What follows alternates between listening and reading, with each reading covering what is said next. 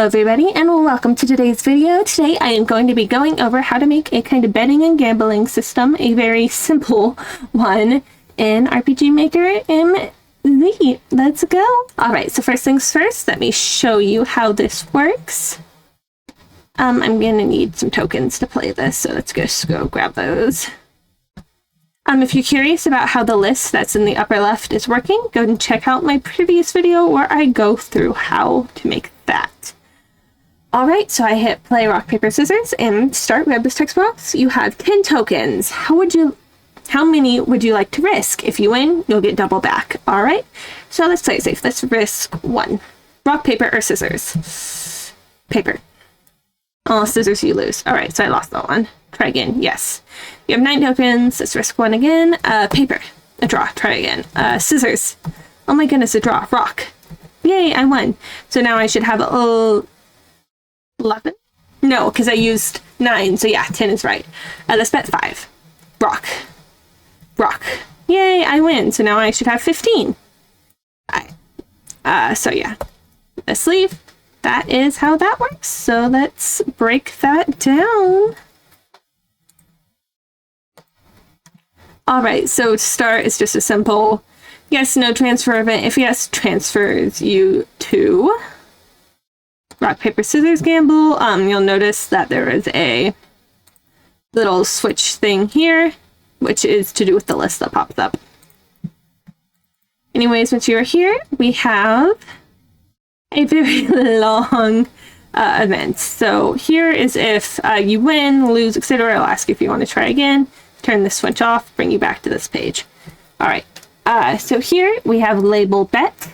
This is important if you hit try again. Oops, sorry. Try again. But anyways, you have variable 37 tokens. So instead of saving it in the gold window, you're saving it as tokens as a separate item. How many would you like to risk? And here's your choices. Each of these has to have an if-then statement, or if-else statement, sorry, because if you don't have enough, you don't want the game to run it out. So here it'll check if tokens equals less than 1, then it'll be not enough tokens to play. It'll jump to label back, because if you don't even have 1 token, you can't play. It's not just enough to bet. And it will play, here's the label back, erase event, and it'll transfer you back to the arcade, because you don't have enough tokens to play. If you do, then it will subtract 1 token and change the bet to equal 1. Same thing with 5, except for it'll transfer you back to the top bet. And it'll subtract 5 and set the bet to 5. Same thing with 10 as 5. And then that's the back label. So then we have that is important because if you're trying to loop this through and you don't have this, which there's a label end at the very end here, it will play through the rest of the event when you transfer back to the other map, and you do not want that to happen. So that's why this label is here. Anyways, this is the next section. So we have label top right here, and it erases picture 1 and 2. This is if you're looping through, you want it to erase the pictures. Then we turn rock, paper, and scissors off. Then it'll ask rock, paper, or scissors.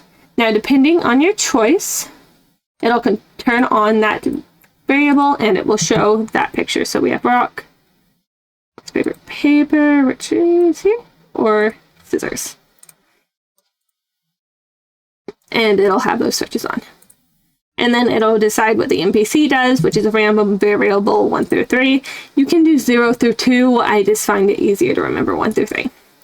So if NPC rock, paper, scissors equals 1, it'll show them because they did rock. If it equals 2, that is paper, 3 is scissors, right? So this is, I'll go through one of these because the others are just copy paste, basically. Of course, you have to know how rock, paper, scissors works.